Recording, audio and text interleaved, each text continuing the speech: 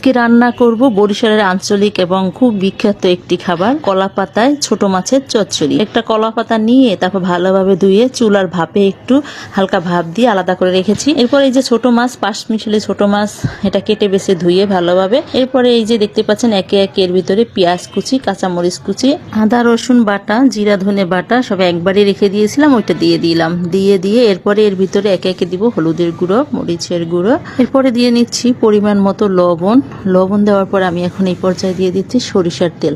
আমি কিন্তু যে কোনো চচ্চড়ি রান্নায় সবসময় সরিষার তেলটা ব্যবহার করি। এরপরে দিয়ে দিচ্ছি পেঁয়াজের কলি, এটা একদম কুচি কুচি করে গোল গোল করে কুচি কুচি করে কেটে তারপর এর ভিতর মিক্সড করে তারপর হাত দিয়ে আবার মশলার সাথে মাছ সব ভালোভাবে মিক্সড করে রেখে দিয়েছি। এই পর্যায়ে এখন ফ্রাই প্যান চুলায় দিয়ে আর এই যে কলা পাতাটা আমি অর্ধেক করে কেটে রেখেছি, আর এটা কিন্তু আগে ভালোভাবে ধুয়ে চুলার ভাপে একটু নরম করে নিয়েছি। অবশ্যই নরম করে নিতে হবে, তাহলে হবে কি কলা পাতাটা সহজে ছিঁড়ে যাবে না। তো এই পর্যায়ে দেখতে পাচ্ছেন এক সাইড আমি এই যে ফ্রাই প্যানের ভিতরে দিয়ে মাছগুলো ঢেলে দিয়েছি। মাছগুলো ঢেলে এখন ছড়িয়ে দিব, ফ্রাই প্যানে যতটুকু জায়গা আছে চওড়া ওভাবেই ছড়িয়ে দিব। ছড়িয়ে দিয়ে এরপরে এই হাত দিয়ে দেখতে পাচ্ছেন ছড়িয়ে সুন্দরভাবে ছড়িয়ে দিয়েছি। এরপরে যে বাসন ধোয়া যে পানি, আমি বাসনে মশলা ছিল ওইটা দিয়ে পানি সামান্য একটু পানি দিতে হবে যাতে মাছ এবং মশলাগুলো সিদ্ধ হয়ে যায়। তো এই পর্যায়ে এখন দেখতে পাচ্ছেন কলা পাতাটা মুড়িয়ে উল্টিয়ে দিলাম। আপনারা এখানে চাইলে একটু ধনেপাতা দিতে পারেন, কারণ এই রান্না এই একবারেই বসাতে হয়, বারবার যেহেতু কলা পাতা উঠানো যাবে না, এই জন্য একবারে সব বসিয়ে দিতে হয়।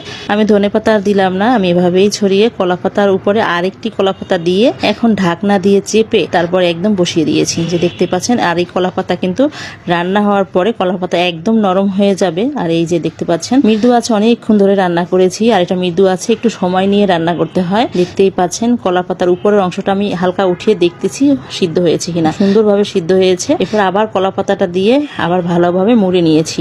এখন এইটা উল্টাতে হবে বড় একটি প্লেটে। প্রথমে আমি এটা ট্রান্সফার করে এরপরে আবার এটার ভিতরে বসিয়ে দিয়েছি। দেখতেই পাচ্ছেন কত সুন্দরভাবে বসে গেছে। আবার ঢেকে কিছুক্ষণ রান্না করব। এই পর্যায়ে বেশিক্ষণ সময় লাগবে না, আমি কিছুক্ষণ রেখে দিয়েছি। নিচে যখন হালকা পোড়া পোড়া একটা গন্ধ আসছে তখন নামিয়ে নিয়েছি। আর এই মাছের রান্নাটায় পোড়া যে একটা গন্ধ থাকে আর কলা পাতার একটা ঘ্রাণ, এটাই মূলত এই রান্নার প্রধান বৈশিষ্ট্য। এই যে দেখতে পাচ্ছেন। তো এই পর্যায়ে আমি এখন একটু খুলে নিচ্ছি। গরম গরম ভাতের সাথে এখন খাওয়া হবে। দেখতেই পাচ্ছেন কতটা সুন্দর আর যে লোভনীয় হয়েছে।